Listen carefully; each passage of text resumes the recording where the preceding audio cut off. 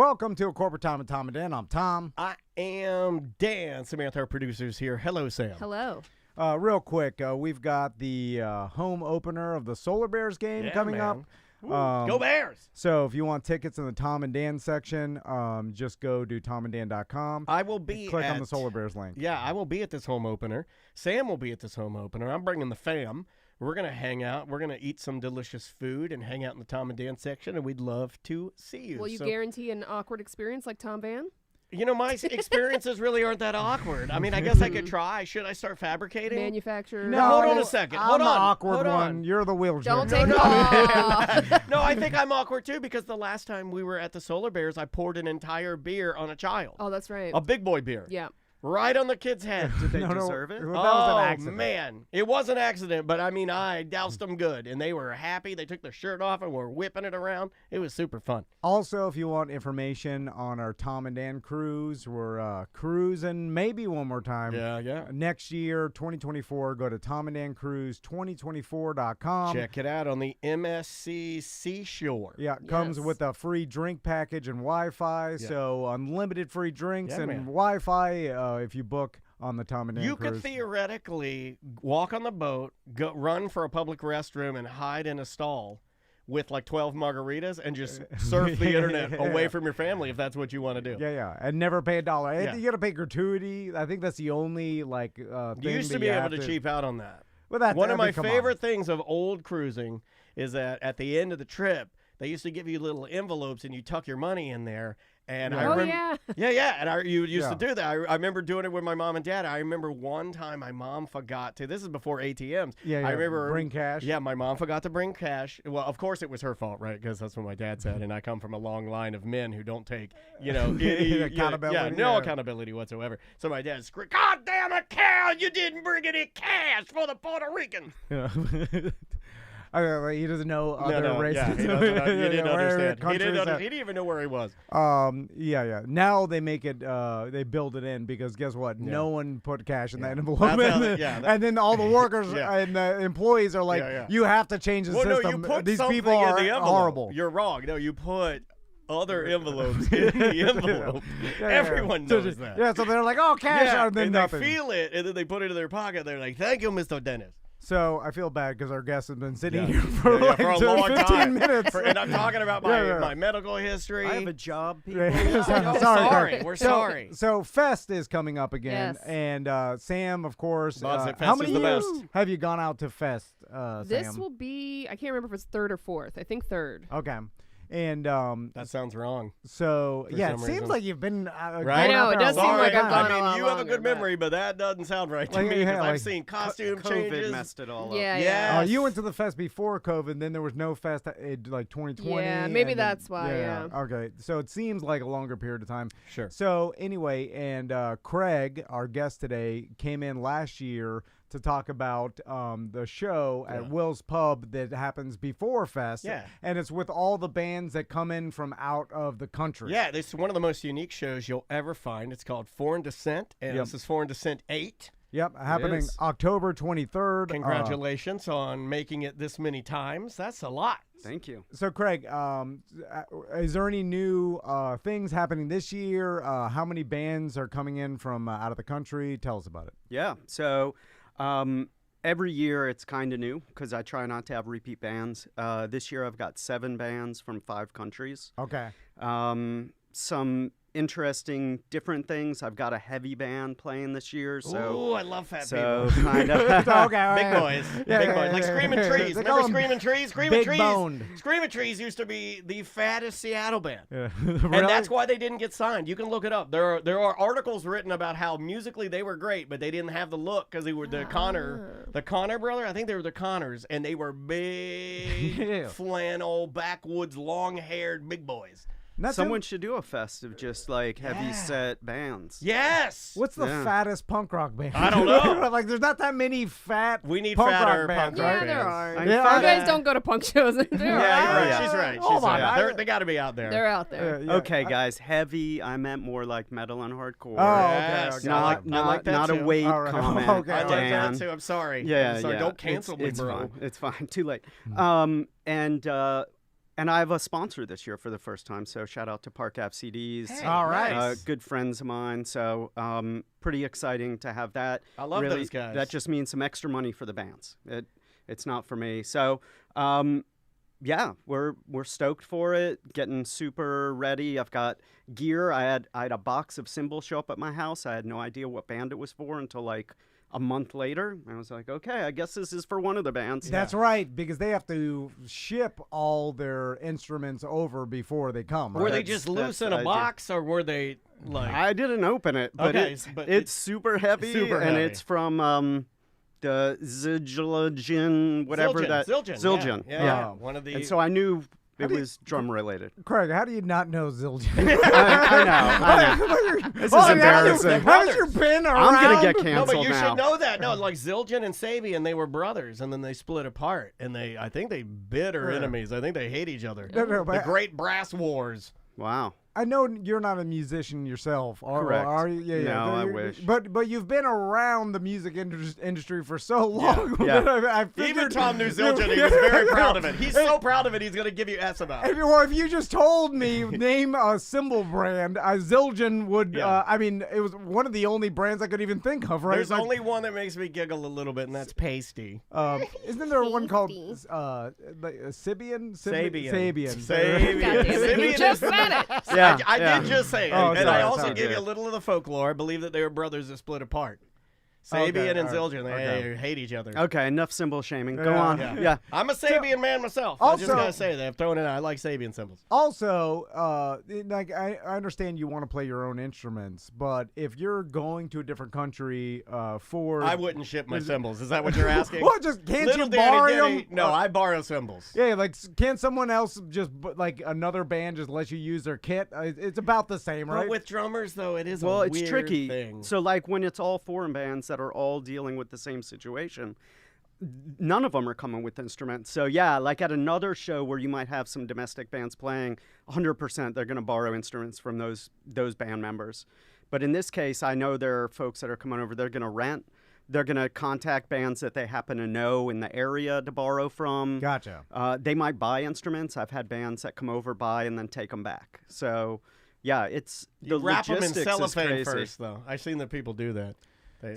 Yeah. So, Craig, I want to talk to you about playing music when you're old, because I saw the oldest man I've ever seen this weekend play a show, and I even stayed for the whole show. I was tired. Headline the show. Yeah. Jim Colbert does it on his guitar again, right? Like we went over to the Outlaw Music Festival in Tampa, Yes. and So Willie, right? Saw Willie, and really, my wife bought tickets a while ago to see the Avett Brothers because she's a huge fan. Which I come didn't for the realize. Avets, stay for the Willies. And and then Willie Nelson headlined, and I was like, I didn't even realize he was 90 years old until Daniel told me. Well, you Saturday. asked. You're like, isn't he 90? I'm like, yes, he is. Like when I saw him, he was in his 70s, and it was rough. Yeah. Well, not rough. He sounded great, but it's like, don't expect him to be like old Blue Eyes Crying in the Rain, like with his hair perfect. Like the guy is a living legend. And I was You're like, seeing history on the stage. I wonder if he still has his hips. I'm sure he does. So, like we were making those jokes about, he was sitting the whole time. Yeah, I mean,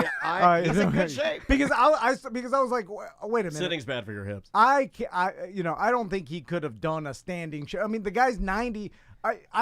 He can't. I've only seen a handful of humans and interacted with humans that are 90 years old. Yeah. It's like my grandma, Crystal's grandma and grandfather, my grandfather, he passed away at 90. Andrea's granddad, Yeah, I yeah. could say. And- He's in better shape than Willie, like as Yeah, far as yeah. moving around goes, but, they're still pretty damn remarkable. At 90. He's performing, though, which is another reason why he's going to sit down.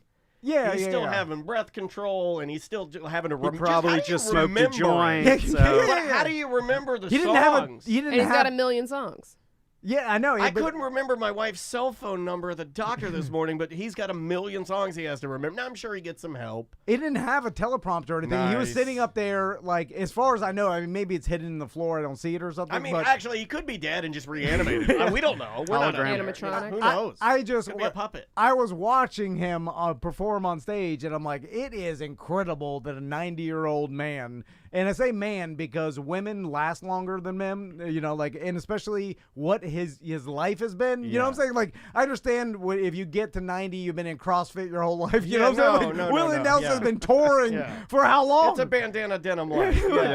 He's been touring since the 60s, right? Like, you know. I mean, he's been a major recording artist since the 50s. The 50s, yeah, like. I think when he started, he wore like the suits and he had the perfect hair, and you'd see him in the old black and white. Yeah, and there's. You still have the long hair. I'm sure when Willie Nelson was 50, which is younger than us here, right? Yeah, like, right. And like he was performing, I'm sure that he and the people around him joked that he wouldn't live that long, right? Because of his life on the road, and especially like the 50s, 60s, 70s, like how much partying and drugs. But he's gonna tell you some BS. Like you're like, how do you do it, Willie? And he's like, well, you just have one Coors Light a day. You're like, get out of here. It's just genetics. But still, it was amazing watching a person in their 90s perform and perform the bands? well. Like, he's a little, like he did every once in a while he'd go dap his forehead to do the shaky hand sweat. Yeah, they should stop him from doing that. And his That'll legs kill the mood. His legs were real old man skinny, real skinny. Was he wearing shorts? Yeah. No, almost like they had like hooks on his shoulders in case his legs just like they didn't do anything. They're all right, lift skinny jeans They're like, on? all right, lift him an inch, lift him an inch.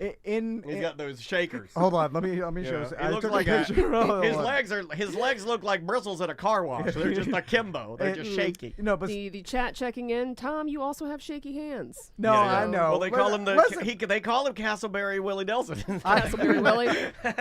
I'm not. Listen, I'll never make it to 90 and perform. I'm saying how incredible it is. Don't say that. Not with that attitude. But look how skinny his legs are. Oh yeah, well, they look like the stool. No. I can't tell between his legs and the stool. Oh yeah. He's got old man jean legs. Old man jean legs. It's basically like. It's like, okay, like I have a zombie that I just put out for Halloween, and he's got legs, and he's got foam pants, and if you lift his pants up, you see that his legs are just two broomsticks. That's what I mean. Looks like Willie Nelson. Willie Nelson has Spirit Halloween legs. It's like you put pants on a chair. Pants on a chair. Thank you. That's what I was trying to say. Sorry, Willie Nelson is not performing at Foreign Dissent. Just get that across. I talked to him, but he's American. Do you have any 90-year-olds that will be performing? Back to Foreign Dissent. No, I think they're all probably under 40. Yeah, so as being a music promoter for a long time, like it seems like you get to an age where and it seems like late 50s, 60s, and you start to just naturally evolve out of it, right? You know who else has those legs? Sorry, Rod Stewart. No, Rod Stewart has the legs. There's a also video not playing Foreign Dissent. There's a video of Rod Stewart dancing on stage in a red outfit. And he has like skinny old man legs, and then he's dancing, and like his necklace that's all diamonds falls off, and it like he catches it, right? And then he acts like he's gonna throw it into the crowd, and then he's like, no, he puts it in his pocket. And I'm like, that's why we like Rod Stewart. A little bit of a D. That catching it's impressive. Yeah, it was. Well, he was a soccer player, you know. So I heard his hips are bad. Not supposed to use your hands. Let's talk about the bands that are playing in Foreign Dissent and where they're from, and the nations they hail from. Where are they coming from? Yeah, so we've got England, we've got Germany, Australia, Italy, and Costa Rica. Okay. Nice. So I can't believe I just did that without looking at nice the flyer. Job. So some of the highlights for me, there's a band called Sunliner from England that put out a record last year that for me was my favorite record of the year. Nice. This was before I even knew that they were going to be playing my show, so unbiased opinion. And then Fjord, which is that heavy band, not heavy set, but heavy sounding. Right. That's playing. So I'm just excited to finally have a band that plays that style of music. Most of the bands tend to be punk or punk adjacent. Yeah. This is more metal and hardcore. Cool. So, and they're a 3-piece that sounds like a 5-piece. It's amazing. Nice. I cannot wait. Amends from Australia plays kind of like a bit of an alt country with a hint of punk, a little bit different for the show, and they're obviously traveling the furthest. And the band from Costa Rica, they're called La Versión Extendida de las Cosas. That makes them the longest name to ever play Foreign Dissent. I like that name. What does it mean? What does it translate to mean? It means extended version of things, I think, something like that. The extended version of things. Okay, yeah. If I'm wrong, they'll come at me. Sure, that's fine. Yeah, and Jaguaro from Italy. Their name, you'll have to talk to them about it, but it's a mashup of a jaguar and a soccer player. You can guess which soccer player. All right. Dan probably on that one. Jaguaro.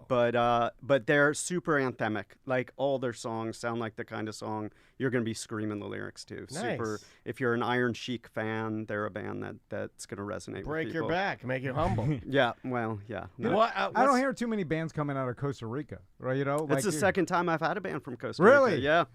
Is it like not too many things are coming out of Costa Rica? Like you always go to Costa Rica, but you know, I what don't I'm saying? think of them exporting punk rock bands. Yeah, Which yeah. is Or cool, any- though. I mean, or any like any celebrities or anything like that. Like you know what I'm saying, that are Costa Rican. do they descent? have a style at all that represents Costa Rica in a way that would tip any of us off that they are truly No. Costa Rican? No, honestly. That's the best part of these foreign Yeah. Dissent shows is that it would almost be fun to just watch the band and be like, what do you think? Where are they from? You know, like That would figure be it a out. fun guessing like, game, figure yeah. it out because it did So no their- talking like in between the songs, Yeah, though, you right? couldn't do Because then that. that would give Right. it away. But like culturally, how does it? Yeah, like, that's An interesting. Italian band, like culturally, do they do punk? Like what style of punk music influenced them the most? You'd probably see it. It's mostly American music, right? Yeah, like, right. Like a majority of the bands that play foreign descent, regardless of where they come from, are singing in English. Yeah. So, you know, this year Fjord sings in German.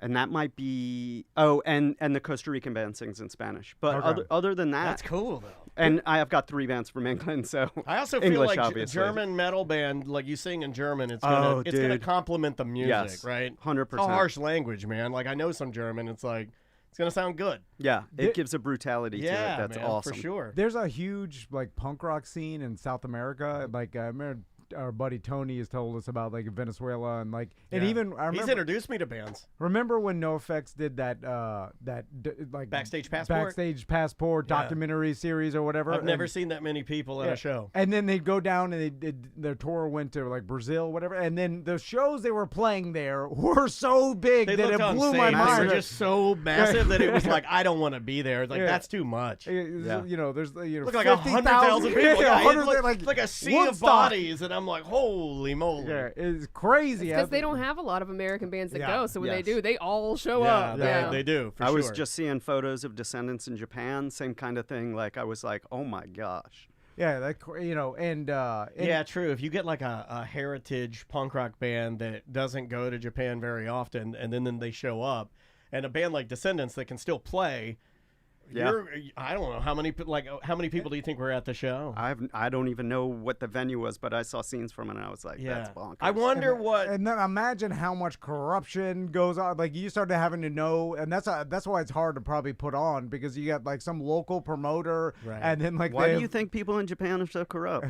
No, well, I mean, just in not Japan. No, Japan's like probably as straight laced, follow the rules Well, as possible. different style of audience, right? Maybe Yeah. more respectful or quiet. I don't know. Everybody I've gets never paid. seen- Like the crowd at a punk rock, they clean up the venue before they leave. You Yeah, know? yeah. Right, Yeah, I've seen that before. Yeah. Oh, yeah. But I'm talking about like Brazil, South America. Like, I mean, imagine how many you have to pay the police off to like, or they're gonna rob the promoter. You know what I'm saying? It's so much like, you know, sketchy nonsense. When you're booking bands, what's the number one thing that the bands you're booking, or like they're concerned? What's their number one thing that they're most worried about when they're coming over to do a show like this? Yeah. So first of all, it's going to be that I have a backline for them because they're not going to have amps. They're not going to have a drum kit.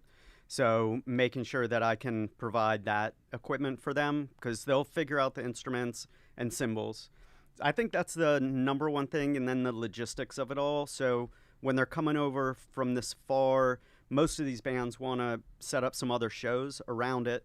And so I have tons of contacts throughout the state and up the East Coast.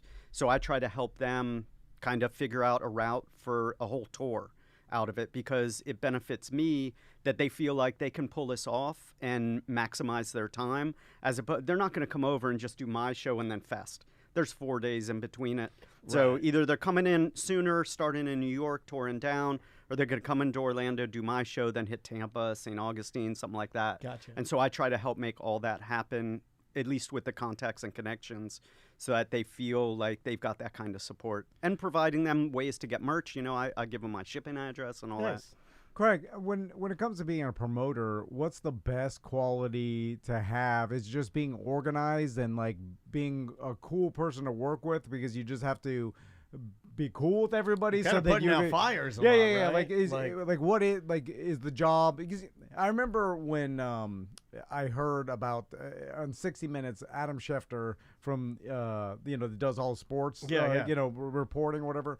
His like the number one quality or like attribute that he had that made him good at his job was it just like he was good with talking to people at all times, and he was obsessed with it. So he just like 10 phones, and he's just like constantly networking with dozens and dozens of people to get the information, and then he just reports it. And it's like, oh, okay, that's what he does. He just talks to people all the time and just has these connections with a bunch of different people. Is that part of being a good promoter, or was just like you have all this network that you could tap into, so when bands come in, now you're like, oh, okay, I'm gonna call this venue, I'll help you, organize. Or how do you? What's the heart? Yeah. Yeah, I mean, for me, it's hustle, right? Like, I do one show. So there are promoters in town like Marshall, who does Montgomery Drive. He's booking shows every day of the week. So I think organization's probably part of it. For me, it's hustle, just to get the word out, because it's such a unique show. Most people aren't going to know these bands, so I just need to try to promote it as much as possible. Flyering. I mean, I've been at so many shows over the last 2 months handing out flyers. I feel like you're at a show every night. Yeah. I follow you on social media. I'm like, this guy is always at shows. It's been a busy last month or two, and I love it. I mean, I'm not just going to these shows to flyer. I'm going because I like the music too, and being there. And then I've been part of the Orlando punk community from the early 90s. So I know everyone that's been part of the scene over that time. And so it certainly helps a lot. I like to think of myself as a nice guy who just wants to support this. I don't make money on this. I lose money on it. I don't recoup the money I spend. I do it because it keeps me connected to something I love. The Tom and Dan method, I see. You came to the right place. Also, how long does this take you to put together? Yeah, is it months of your life? Oh, yeah. I mean, I start doing this in January. So by January, international bands are starting to find out if they're playing Fest. And so as early as late January, bands will start hitting me up, say, hey, we're playing Fest. Tony at Fest told me that you do this international show. We'd like to play it. So, I mean, I start thinking about Foreign Dissent the day after Foreign Dissent ends. Gotcha. Right? So like Tuesday the 24th, my mind will be on heading to Fest, but as soon as Foreign Dissent's over, I'm starting to think about next year. I've always got bands that I wish were playing it, so I'm always hoping for them the next year. And the logistics of it make it more likely that something's going to change during this 9 months of planning. So I've lost 3 bands over the last 3 months. Was able to replace 2 of them. Gotcha. But it's more complicated than just driving from Detroit, right? Like when you're crossing a border, one of the bands ran into visa issues. Another band had a band member die. I mean, super nothing you can plan for, and that certainly isn't something that is specific to an international band when you have a death. But it's just it is there's more points of failure, I guess. Yep. Well, if you want to go see a really unique show at Will's Pub, October 23rd, what's the easiest way to get tickets? foreigndissent.com. All right. foreigndissent.com, get your tickets. I mean, because to see bands from all around the world play in our backyard, it's a $15 ticket. Yeah, I mean, $15. It's extremely reasonable, and you get to see truly unique bands. Yeah, you're never going to see all these bands all together in one place. Might be your only chance to see them, too. And all day, what's the name of the Costa Rica band again? La Version Extendida. All right, La Version Extendida. Yeah, go see them. So foreigndissent.com for tickets. Craig, thanks so much for coming. It's always a Thank pleasure you all seeing so much. Thanks for being here. All right, we'll be right back. Awesome, man. Great job. Let me save that guy. Y'all make it easy. Oh, we appreciate you. Monday 1. Monday 1. Do we have any? So that'll air tonight at 7 on Real Radio. Yep. Oh, cool. Yeah. Oh, wow. Okay. I think last time it didn't air till Friday or something. Yeah, we're trying. It really depends how much we've pre-recorded. Yeah, we're trying to be more prompt with that so our stuff doesn't sound so in the can. No, it's awesome. That's awesome. I really appreciate you got guys. it, man. No edits in that. Nope, that was good. All right. Well, thanks for being here and appreciate the stickers, man. Always a pleasure, man. Thank you so good much. luck with the hips. I was telling them I've had 2 friends in the last 3 months get hip replacement. Oh, yeah, it's mixed experiences for them. One, it went super well. One, it did not. Yeah, it's usually either you hear, oh, I love it, or I'm never the same. I'll never be the same, which is what's leading me to just be like, well, I can hold. Yeah. You know, I can improve. Just get some shots. I would just improve other areas of my life, try to take a little more weight off, get a little more, pain off these hips, and. Been feeling the pain. Oh yeah, from cycling. That's what. They don't think that, but just wear and tear. It probably started with soccer back in the day, and then I just didn't take care of myself through all my radio years. Right, so if you really do 20 years of sitting, that's probably it. Yeah, you're in the right business. Wrong business. Good seeing you, man. Thank you so much. You guys need anything? No, we're good. I No, appreciate we're the good. stickers. I love them. Hell yeah. These Thank are you great. guys. Oh, if you can, because you did last time, any of the bands that have music that we can play, I would love to have some stuff if you got it. Yeah. I For mean, Friday? In what form or whatever? MP3s are fine. It doesn't matter, just as long as they're okay with me playing it. So you can't just play it off like Bandcamp? I can grab. I'd rather buy it. Yeah, if you just tell me, I'll send you some Bandcamp links. Yeah, send me the links. I'll just buy it from them, and then those I do Bandcamp all the time, so Okay. that's perfect. Awesome. Thank you, man. All right, y'all. Well, if any of you guys can make it out, I'll see you there. Yes, Okay. sir. Bye, See you so- soon. Cheers. Yep. See you, Greg. I got that saved. Are we gonna do another one? Yeah, we're doing one more. We'll finish up Monday, so we need 16. What's cooler than cool? Let's go. All right.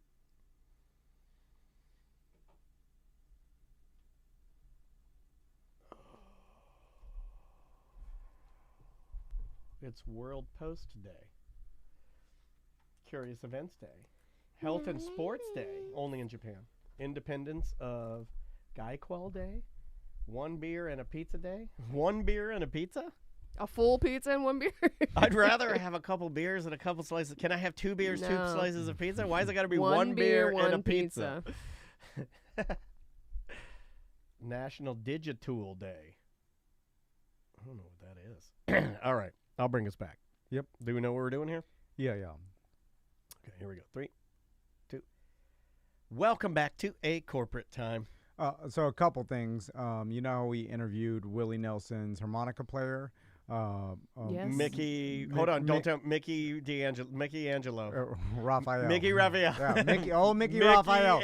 Angelo. So when we went to that concert, all of a sudden they're like, the Avett brothers, they were like, hey, we're going to bring Mickey Raphael to come play some music. And I was Did like, you tell your sons? You're like, oh, no, that man. Well, I He's told, my friend. You got to do that. I told, You could have been standing Crystal. side stage, mother effer. I told Crystal, I was like, that's the guy we just interviewed this week. And he wanted to give us our number. So we can go backstage Yeah. and see Willie Nelson and cough COVID and on then him. Crystal's like, what? You didn't, what? Why did you take him up on that? Like, I'd love to go. I told you. Yeah. And then I was like, well, I thought it was going to be a cockamamie scheme that you were going to get mad at. I'll make up for it now.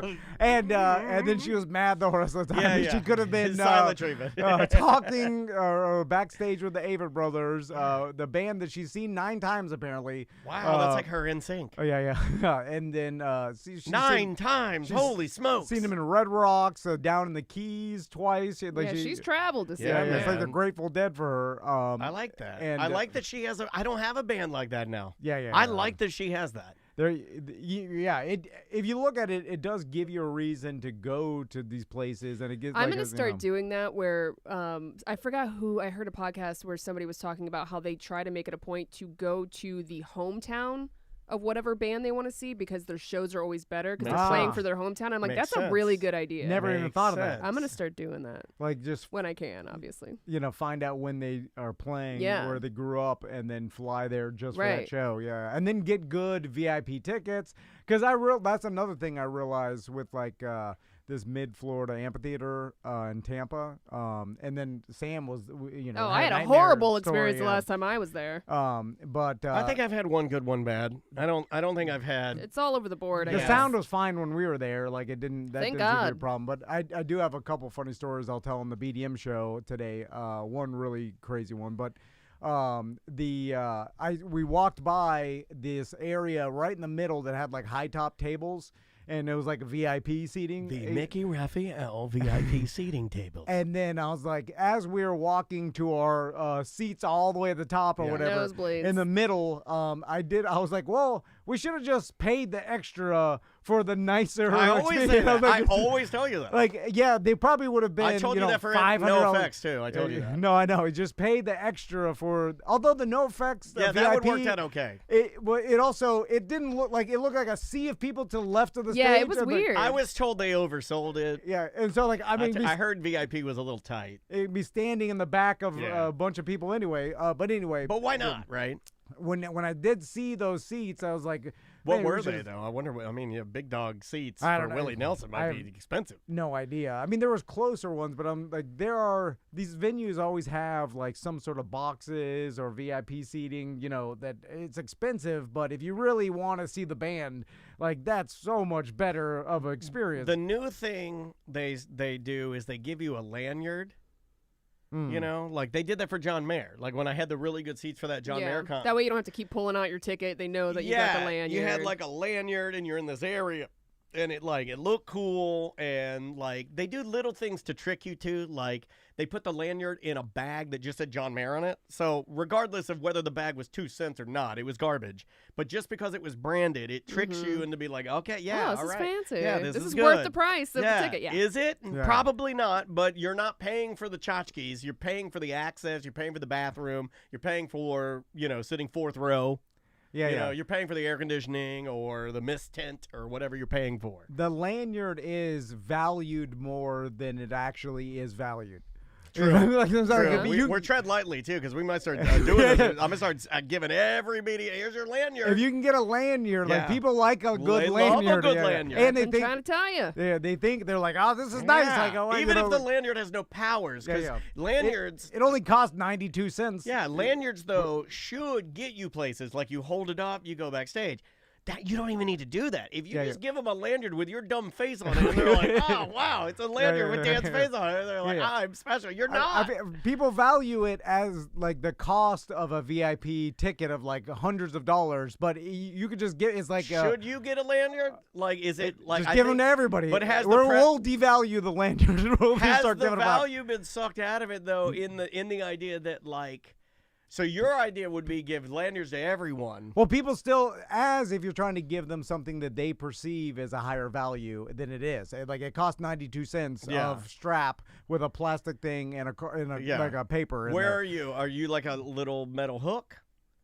Or do you like? I like a that's little. the cheapest. I like the metal hook. Yeah, Can I tell you something I hate?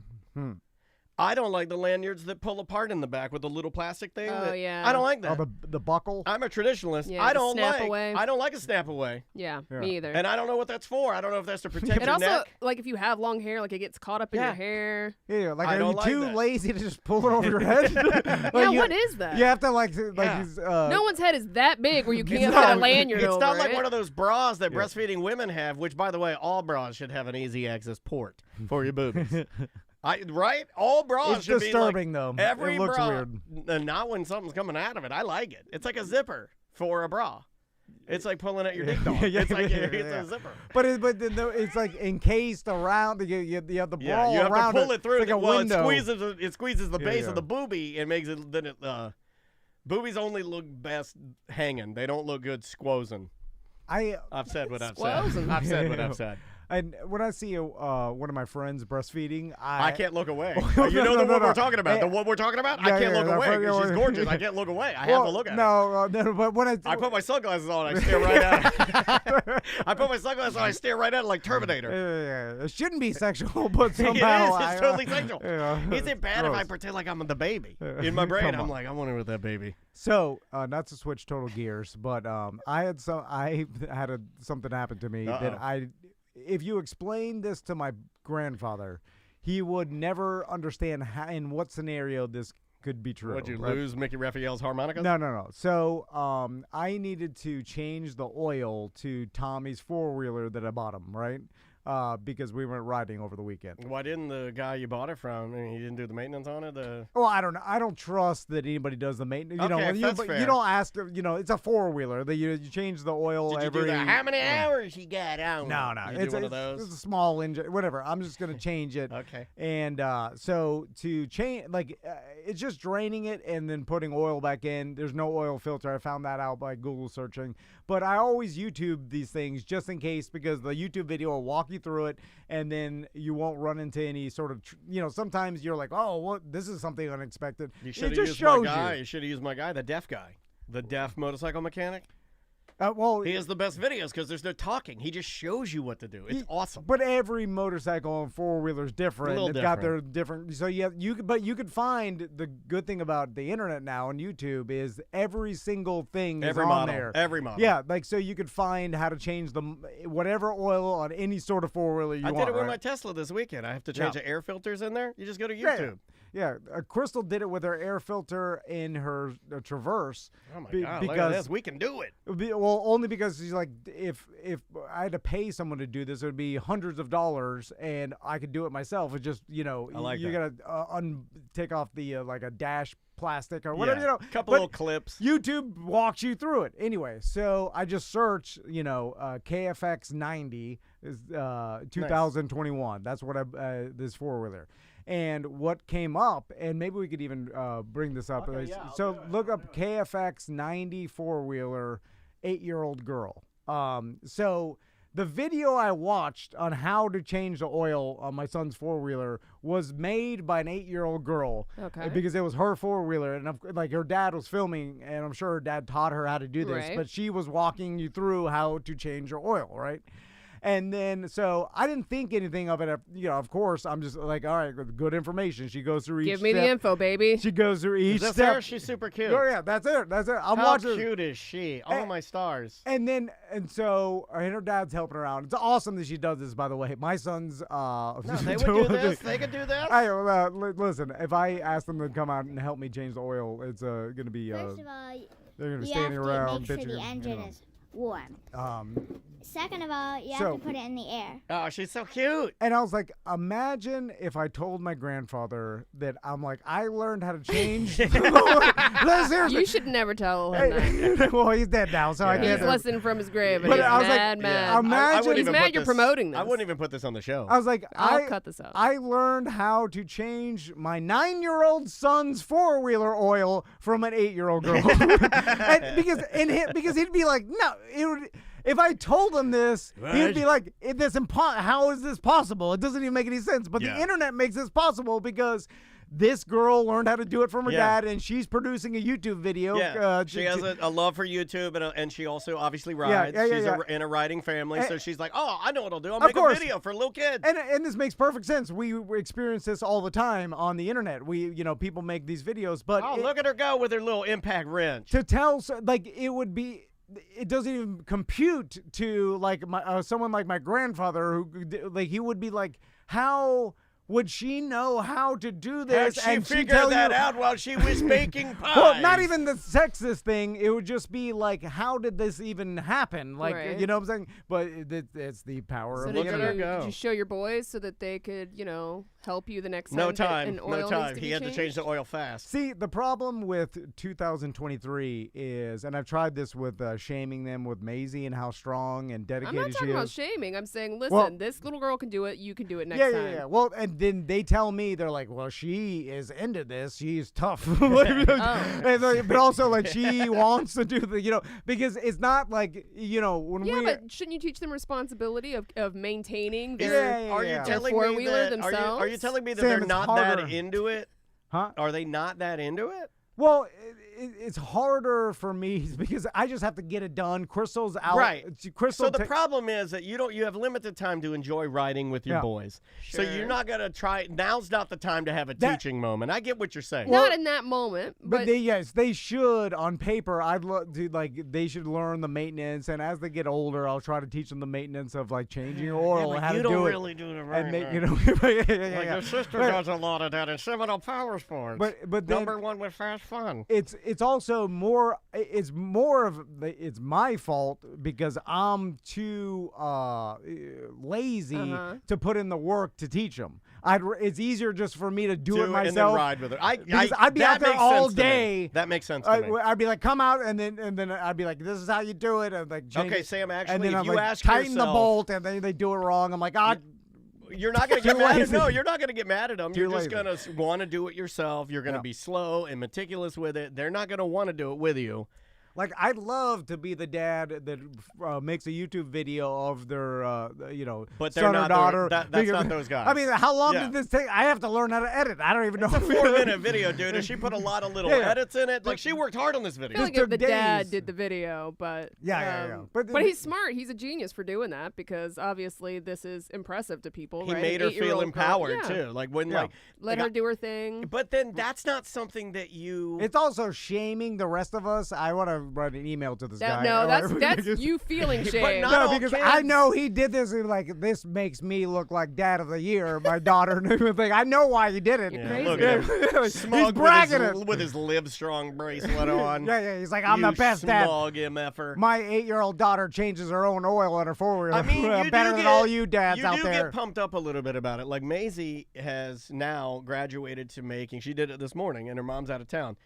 We got up I had to get up early because I got her to the doctor. Yep. She'll go down. She'll get her pan out. Yeah. She'll put the pan on the stove, put her eye on medium, get out the butter, get out 3 eggs. She'll crack 3 eggs into a bowl. That's amazing. She'll whip the egg. She'll put the butter and sizzle it around there. She'll grab the stick of butter and wipe it in there a little bit. And then she dumps her eggs in. She has it on medium. As soon as it starts to heat a little bit, she'll turn it to low, scrape all the egg, gets it all done, puts it on a plate, puts the thing in the sink, turns everything off. I'm like, oh my God. Did you teach her for weeks how to do this? I taught her twice. Okay. Well, I taught her once to do it, and then the next time I watched and helped a little bit, and then she's off to the races. She's egg lady. She's a grade A achiever. She's an independent weirdo. What is it? Like sometimes she's like her mom. She doesn't need a man. She's like her mom's mom doesn't need a man. These are independent, strong-ass ladies. You did take the time to at least teach her. I did.